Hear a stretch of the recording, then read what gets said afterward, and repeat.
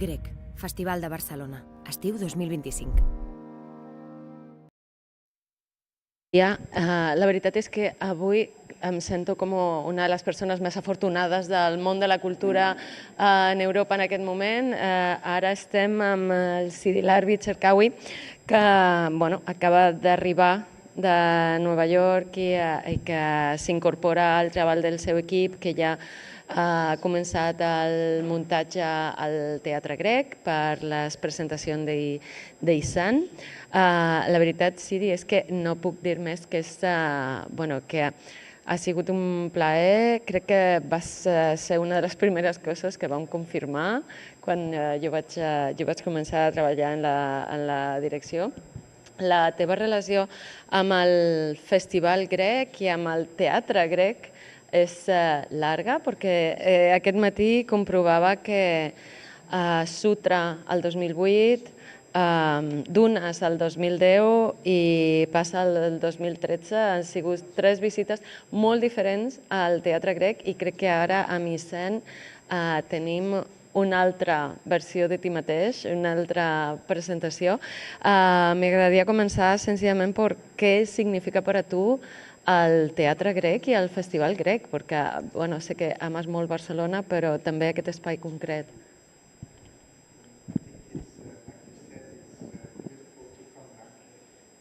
It's been 12 years, so it feels very symbolic to be back after 12 years.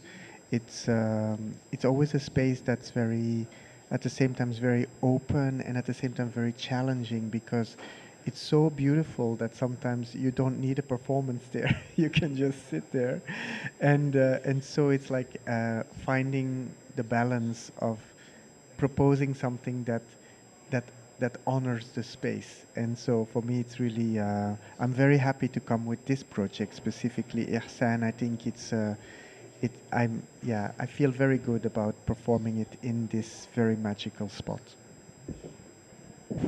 La teva evolució amb la dansa, la veritat és que des dels teus comences com bailarí, C de la B, després has tingut la teva companyia des de fa molts anys, has col·laborat en moltíssimes teatres. Ara ets el director artístic del ballet de l'Òpera de Lausanne, que seria com una estructura de Ginebra, que és una estructura com molt més clàssica.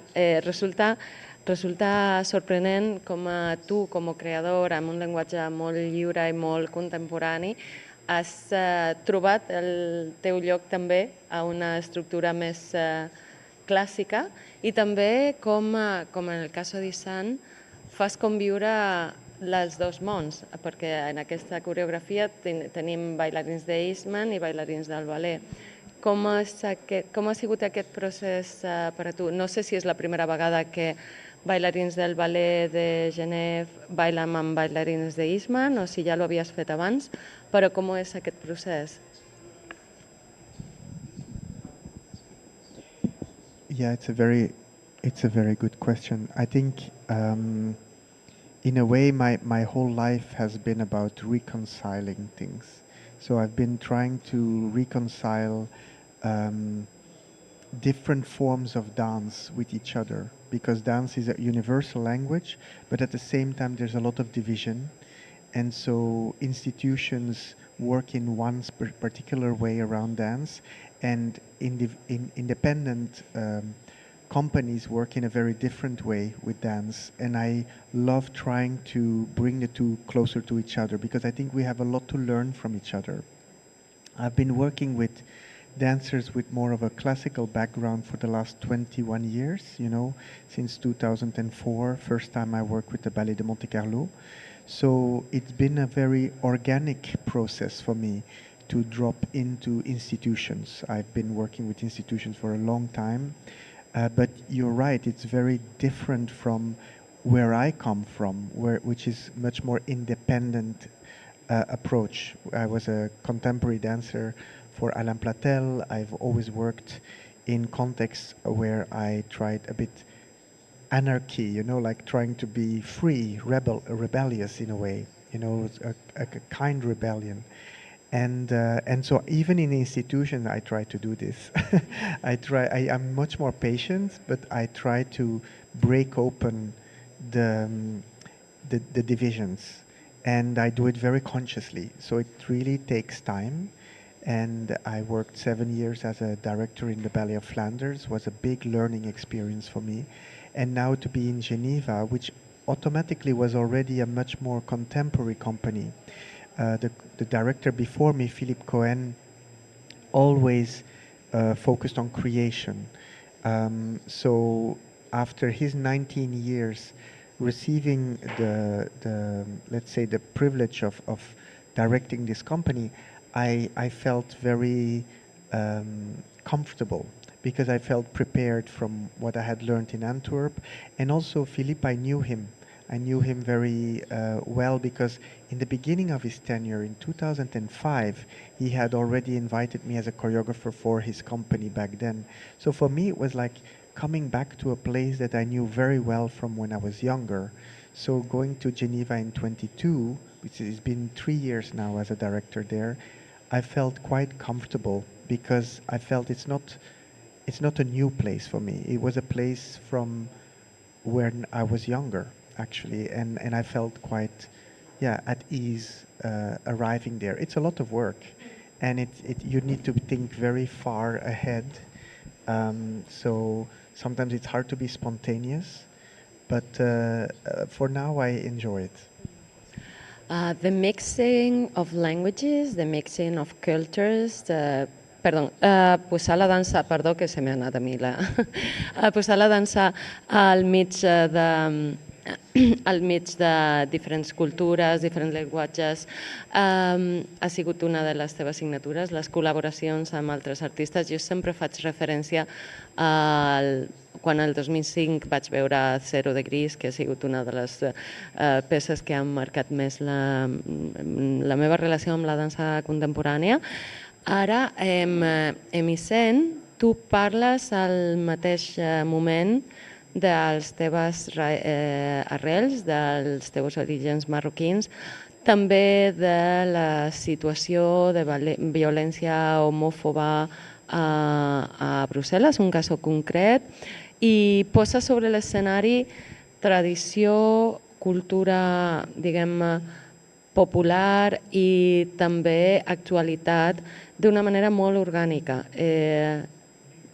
Aquest desenvolupament és per ti necessari? Com és el procés creatiu per tu? Yes, I think the creative process is very, it's like trying, like I said earlier, to reconcile a lot of things. And so there is life that you live, and there is the things that you see on a daily basis. So the example of Ihsane Jarfi, what happened, and funnily enough, that was about 12 years ago. So that was actually when I was here with Puzzle, I think a year after, that there was this homophobic, cruel murder, basically, and it really touched me when this happened, and it never left me. It always stayed with me because Ihsane Jarfi was someone I did not know, but he was like me from Belgium with Moroccan roots. His father was Moroccan, his mother was Belgian. So actually he was like a brother to me because to be of mixed culture, it's something very specific. And so I felt very connected to him, and he was also queer, like I am. So I felt somehow a connection, and they killed him. And so I felt like they could have killed me. And so it stayed with me all the time. And then when a couple of years ago, I made a piece in honor of my mother, about my Flemish roots, and I knew I wanted to make a work around my father, around my Moroccan roots.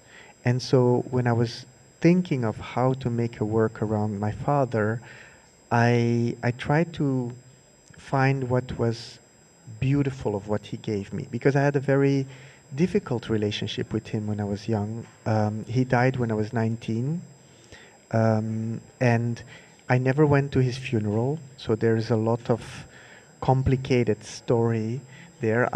It's been the anniversary now of 30 years of him dying, so it's a very particular time for me about losing my father 30 years ago and growing older and more understanding my father because I grow older. So it's somehow at this I'm ready now to kind of like try and put myself in his shoes. Whilst when I was younger, I just, you know, again I was from another world. And so taking this time to honor my mother, taking this time to honor my father, when I was thinking about my dad, I was thinking about the good things that he left, and that is the Moroccan culture and the connection to the Middle East. And I really wanted to develop this. And one word came up to me, Ihsane. Ihsane meaning in Arabic to be gentle, to be good, to be kind, to be actually perfect, to be the best person you can be. It's a very spiritual word. And it's also the name of Ihsane Jarfi. His name means this perfection, this well-being, this correct way of behaving. And so I felt like, in a way, the piece is a moment, it's like a funeral of all the Arab men. And with the world we are living in today kills a lot of Arab men. And so I felt like even more so, it connected with the now as much as it connects with the past, because it seems that human lives, you know, sometimes seem to not matter. And so I wanted to make a performance in which I simply honored them. And it's like a celebration. It's a very light piece compared to some other works that are very dark. I think in a strange way, it's really light. There are flowers, there's moments of tea drinking, and it's all like a funeral for me. So it's a celebration of life, but it's also a saying goodbye, and it's an homage. So there is moments of it's very nostalgic. It's a very nostalgic piece also. So I really go back to the 80s and to when I was young. So it's like a piece I made as if I was a child again.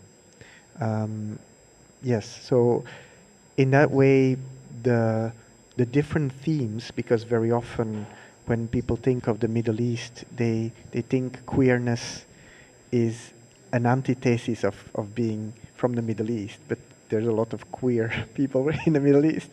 And so I wanted to reconcile all these elements that very often aren't reconciled. The piece is very ambitious. We have performers from Morocco, obviously, but we also have performers from Lebanon, from Tunisia. So it's like also trying to reconcile different elements out of the Middle East, like as if all these people are, because in Europe sometimes we look at the Middle East as if it's one thing, but it's comparing, you know, people from Catalonia with people with Basque, or with people from I don't know, France, or it's very different. And so I also wanted to kind of like give the Middle East a sort of diversity.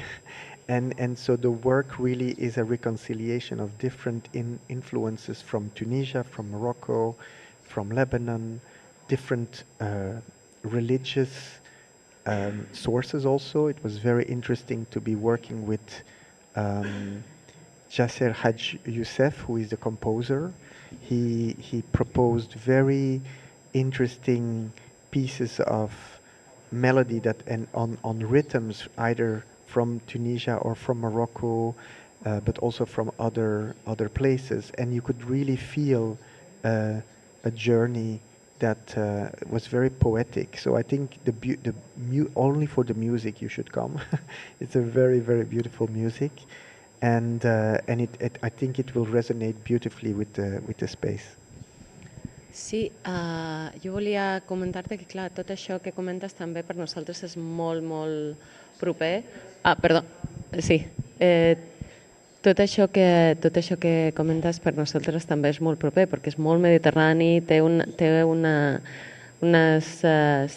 arrels que podem sentir. De fet, també hi ha un bailarí català, està el Pau Aran, està al grup i la veritat és que estem molt contents.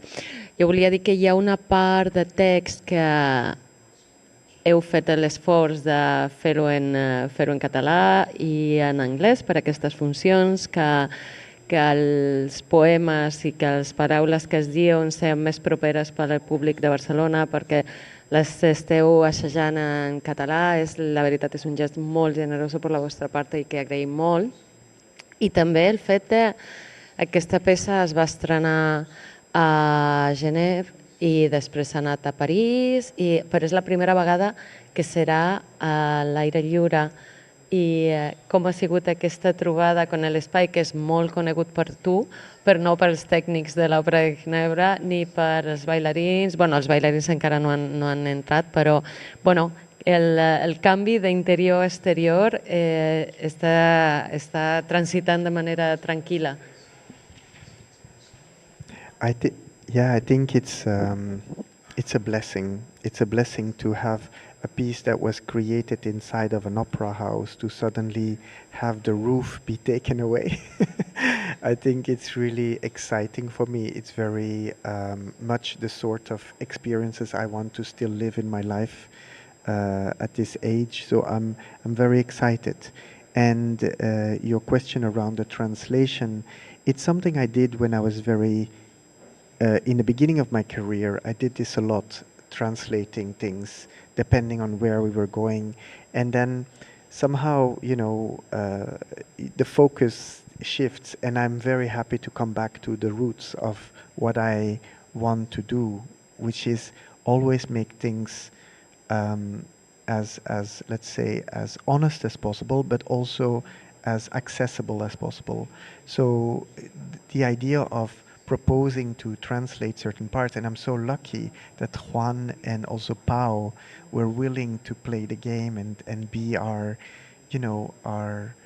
translators, our bridges to the audience. So I hope it will go smoothly, and I'm really excited about it. It's also something that I used to do in the beginnings of my work. It's something I loved when big choreographers like Pina Bausch used to do this sometimes, like have small elements that just kind of like reflect. So I felt very inclined to do this. I did it when we did it in Geneva, we did it in English, and then we translated it for Paris in French, and I felt like, let's just work on this. Also because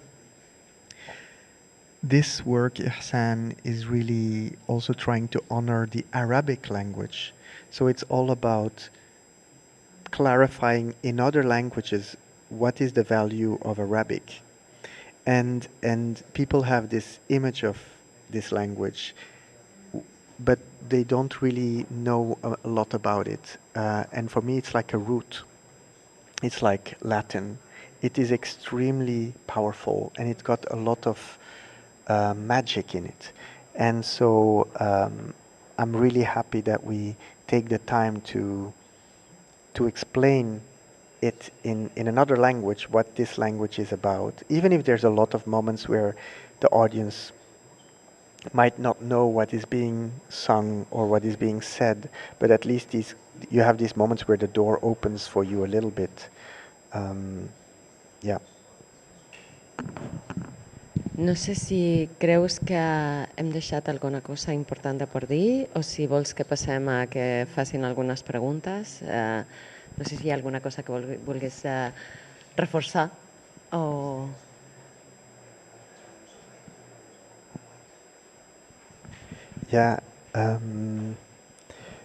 I'm thinking. I think earlier on we talked about the two companies working together. So Eastman working together with Ballet du Grand Théâtre de Genève, and it's inside of the work I've been uh, also trying to bring in styles from. So on the one side there is my way of dancing, which I think I've tried to address in the work as a sort of calligraphy, a sort of like the Arabic language. So it's very cursive. Everything is always connecting and fluid, and you never have clear positions. Everything just keeps transforming all the time, and that I think it kind of describes who I am and what I try to do, like go with the flow. But I also try to work on very angular parts in the choreography, working together with a collaborator I've worked with for a long time, Patrick Williams, who is a tutting specialist. And I really wanted to kind of propose different languages from the street, you know, inside of an institution. So I always love to bring in elements that are considered urban and make them part of this opera world. Okay. Marta?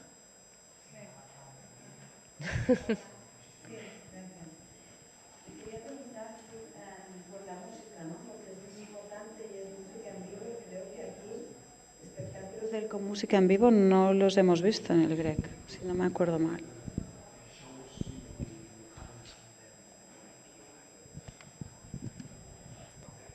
Yes, I think we did in El Grec with when we did Sutra. We also had a live music, and also when we did the puzzle, it was also with the singers from Corsica. And then when we did Dunas, it was also a live group. So I think I always try to do live music because I care about the relationship of musicians and dancers and how they are in some ways, for me, using the same language, meaning they use the body to create vibration, and this vibration makes us feel things, and sometimes, you know, we like it, sometimes we don't, but it really brings a sort of communication, a sort of sensation. Sensation is maybe the word. And I'm looking for these different sensations. So having this specific music will of course have a different impact on you than on me. I was very selfish with this music. It was really linked to my upbringing. My father would always put on Andalusian music in the car when we were going from Belgium to Morocco. It was 3 days of driving, and a very specific sort of going on holiday feeling of a lot of immigrants or people from Morocco. They always come through Spain to go back to Morocco, and then they go back in. And so I've done this a lot when I was a child, and we would always have the Andalusian music there. So I have this very strong memory of the music my father liked. And maybe also interesting to know, I think I'm happy to tell you, is that when I was younger as a choreographer, I would always say my parents were not artistic. They were working in communication, they were working in a factory, but as I grew older, I realized how artistic they actually are and were. And so my mother was always making clothes. She was singing in the church, in the choir, and she loved drawing. She was all the time drawing. And even when I was young, I saw her draw a lot. And then my father, when he was in Morocco, he was actually a trumpet player. I only knew this 30 years later. He was playing trumpet, and he was also an actor. He actually played in plays. And so when he came as an immigrant to Belgium, he never, he just he couldn't get a job as an actor or as a trumpet player because racism, and so he ended up working in a factory and letting go of a lot of his aspirations as an artist. And so when my parents tried to tell me not to become an artist, now I understand why. Because they did not feel encouraged to move on with their artistry. And so in a way I feel like I am nothing more than the passion of my parents. And I am nothing more than what they wanted to do embodied. And so, and on top of that, my parents, they met in a discotheque. So they met dancing, which is why I became a dancer, I think. Because their love grew when they danced. And I remember when I was a kid seeing them dance when the radio was on Julio Iglesias music. And really feeling like this is when they are happy, which was not often because we had a tough childhood and it was not easy for us. But I remember these moments, and I think dance for me became a place of safety. It became a place of refuge, of happiness, of something where you could live without fear. And I think that's why I became a choreographer. Of course, now, 25 years of career, I've had many moments of fear as a choreographer, as a dancer, but my instincts are still linked to this feeling of like, no, it's the safest place. Anything else is worse. So I think that's why my career is still there and I'm still doing this. And many times I wondered if I should be doing something else. But I think deep down it's so in my DNA right now to think that dance is safe and dance is important and essential. I keep on working on it. Even as a 50-year-old person, I'm still thinking dance is all that matters, and music and theater. So when I work now as a choreographer, I always stay in that realm of music development, theater development, dance development. Those are the things that I feel comfortable with.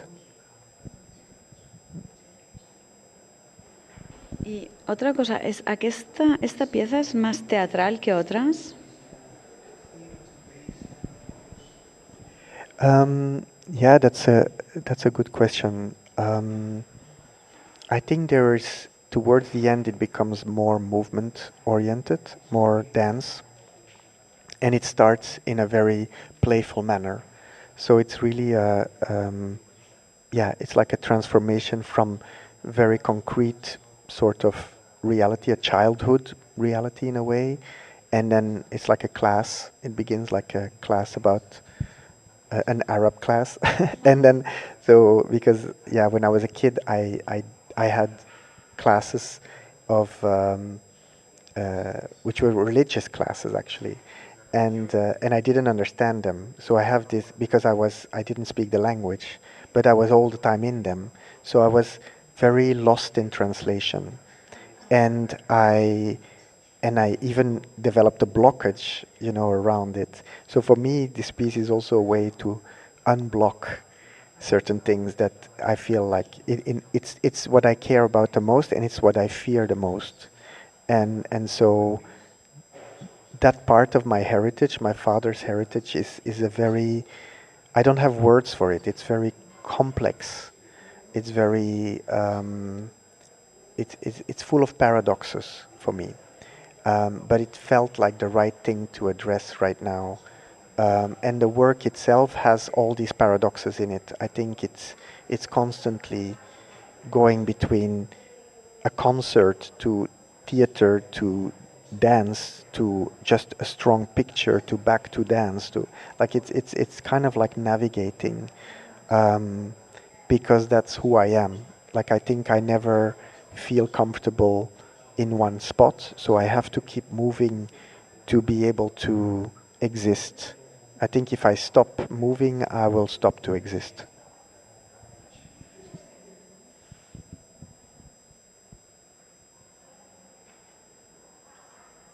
Me gustaría saber, claro, en el teatro de ópera donde está, las cosas no son fáciles de cambiar, ¿no? Tienen una estructura y un peso del pasado y de cómo se ha hecho todo.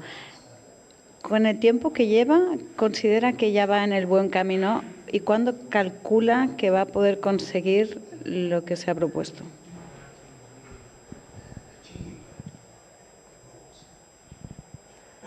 That's such a difficult question.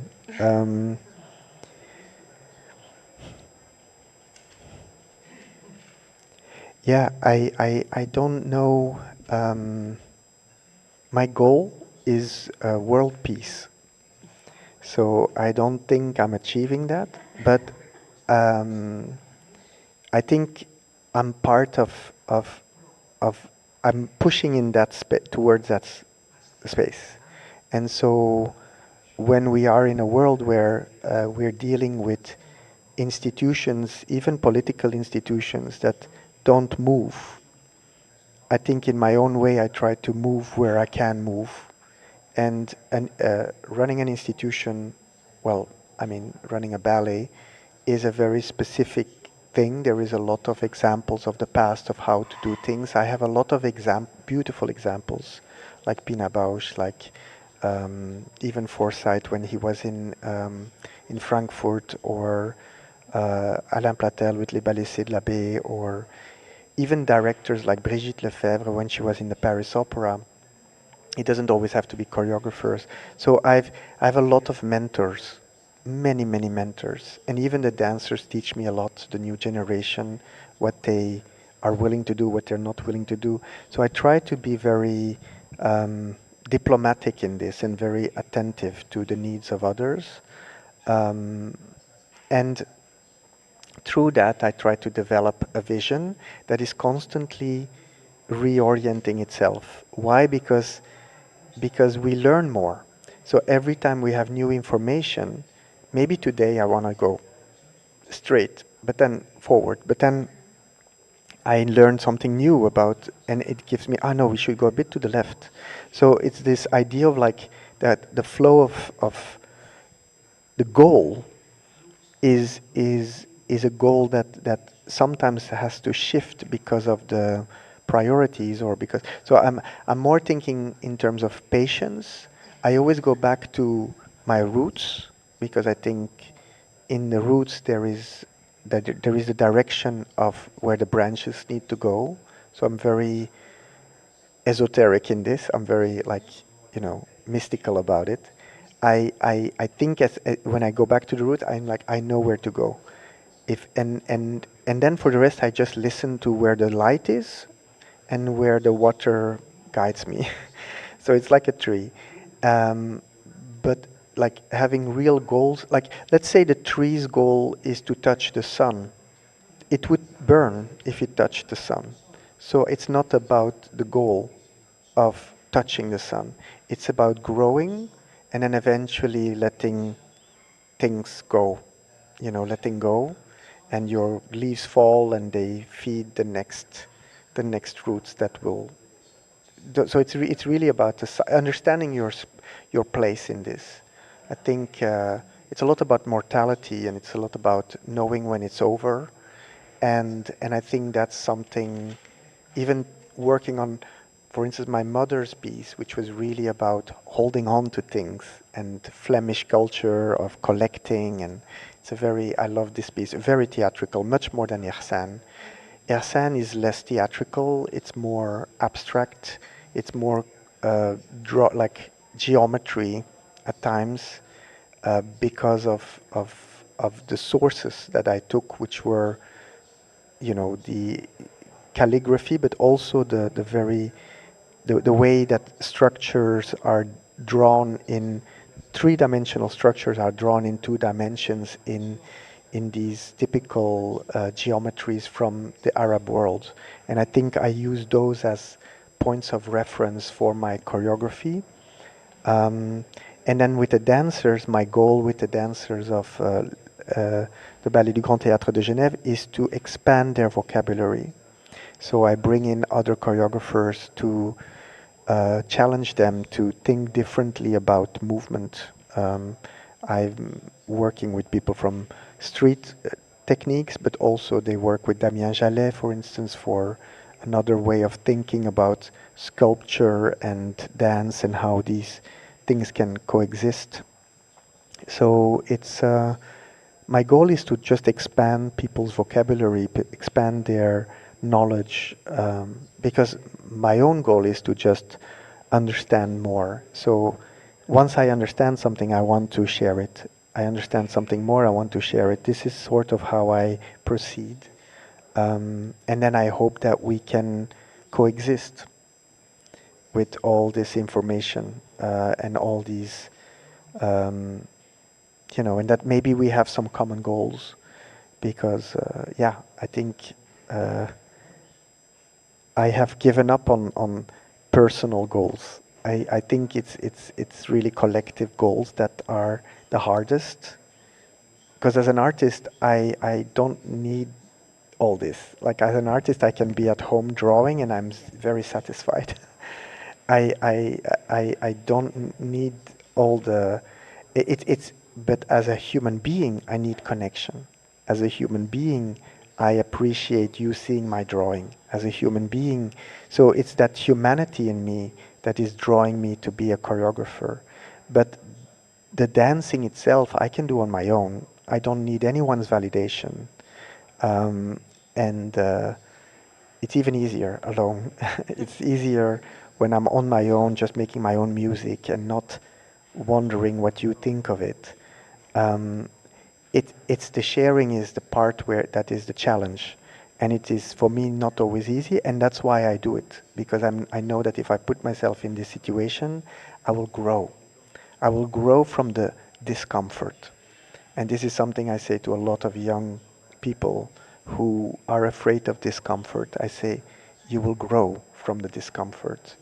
It has to not kill you, but because things can really destroy you. But you can really grow from the discomfort, and that's sort of what I try to put myself into when I can, in order to keep growing still.